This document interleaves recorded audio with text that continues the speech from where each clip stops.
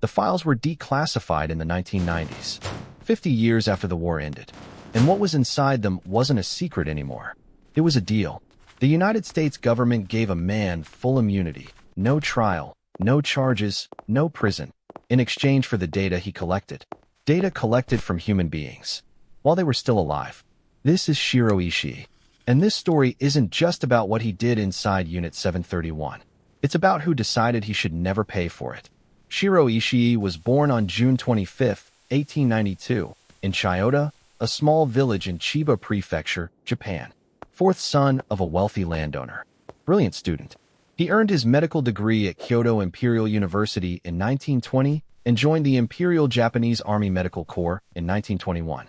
Smart, decorated, ambitious, and from almost the beginning, fixated on one thing. Not healing people, weaponizing disease. And this is where it gets important. In the 1920s, every major military power was quietly researching biological and chemical weapons. Nobody talked about it publicly. What made Ishii different wasn't the interest. It was how far he was willing to go. He traveled through Europe and the United States in 1928 and 1929, visited military research facilities, studied Western programs, came back to Japan with one conclusion. The country willing to test on humans, with no restrictions, no limits, no ethical boundaries whatsoever, Observe the protein would gain synthesis an pathway. advantage nobody Impressive. could match. What are the applications? He Targeted lobbied viral military vectors, sir. officials, Excellent. Proceed. gave presentations, argued his case. They said yes. And this is where everything changes. By 1932, Ishii was authorized to begin covert research in Manchuria, a facility called Zhongma Fortress near Harbin. Chinese prisoners, Soviet prisoners, early experiments. When that facility was exposed, not from moral objection, but from a prisoner revolt that threatened to leak information, he didn't stop. He rebuilt. Bigger. What was constructed outside Harbin between 1936 and 1939 was not a research station. It was a city. And this is where it stops being research and becomes something else entirely. 6 square kilometers. Over 150 buildings. Its own railway. Housing for 3,000 staff. Its own power plant. Its own water supply. And in its holding cells, which staff referred to using one word. Maryuta. Logs. Not people. Logs. That's not even the worst part yet. They were locked inside, with no way out. Prisoners inside Unit 731, primarily Chinese civilians and POWs, Soviet citizens, Korean laborers, and a smaller number of Allied prisoners, were infected with plague, cholera, typhoid, and anthrax. Through injection, through contaminated food and water, through infected insects released directly onto their skin in enclosed spaces. When prisoners died, autopsies were performed to document the effects on internal organs. And this is the part most people don't believe at first.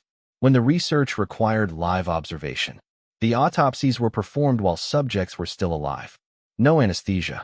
Ishii argued that anesthesia would compromise the accuracy of the data. Think about what that sentence means. And this is where it gets worse. Subjects were placed in pressure chambers to find the exact point at which the human body could no longer survive. Placed in freezing tanks, limbs submerged in ice water, then exposed to sub-zero air. Researchers tapped the frozen limbs with wooden sticks to confirm they had become completely solid. Subjects were rotated in centrifuges to determine how much G-force a human body could endure before losing consciousness. Placed in low-oxygen chambers. Given surgical procedures with no therapeutic purpose. Limbs removed, reattached in different positions, purely to observe the results. This wasn't rogue science happening in secret. This was government-funded, military-sanctioned, fully staffed, running for nearly a decade. And if you think that's where it ends, it's not. Ishii's team developed ceramic bombs specifically designed to disperse infected fleas carrying live bubonic plague, over civilian population centers. These bombs were tested aerially over Chinese cities between 1940 and 1942. The city of Changde was targeted in 1941. Outbreaks of bubonic plague followed, in regions with absolutely no prior history of the disease. Historians estimate biological weapons deployed by Unit 731 killed between 200,000 and 580,000 people in China. Not combatants. People. Then August 1945 arrived.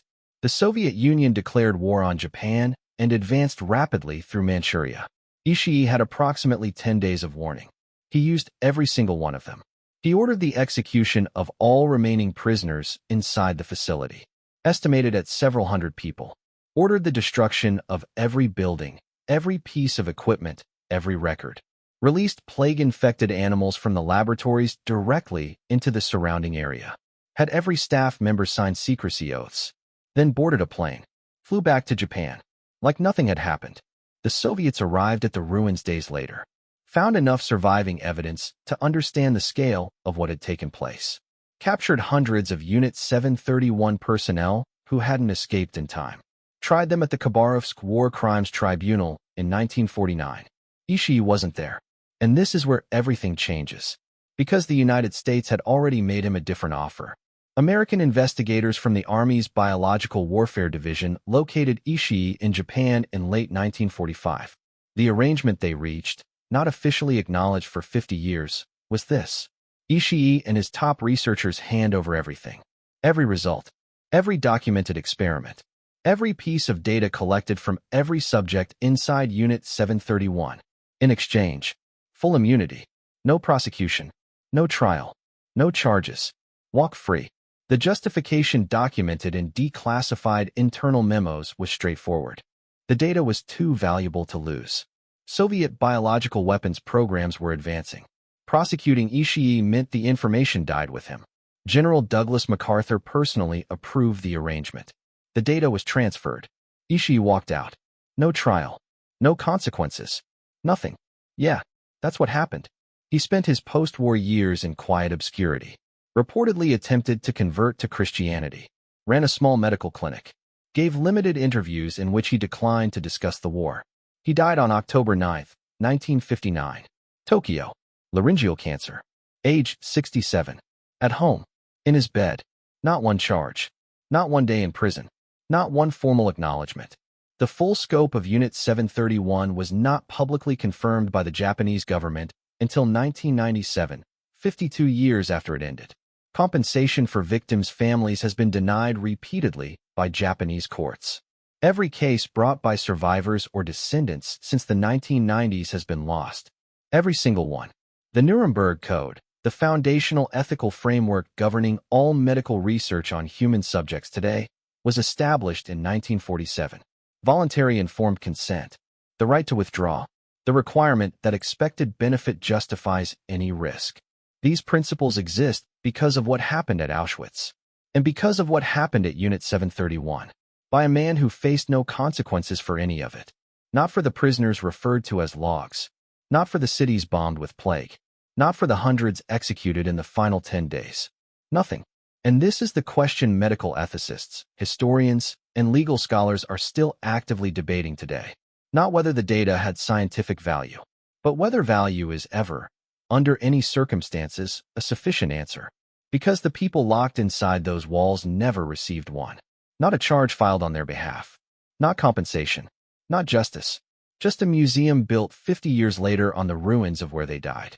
And a deal, signed, approved, and buried in classified files for half a century. That made sure the man responsible never spent a single night in a cell. The Nuremberg trials established that following orders is not a defense. That crimes against humanity have no statute of limitations. That no political or military justification overrides basic human rights. Those principles were written in 1945. The immunity deal for Shiro Ishii was signed in 1945. Same year. Same world. Different rules, depending on whose data you needed. So here's what I want you to think about. How does that happen? And more importantly, could it happen again?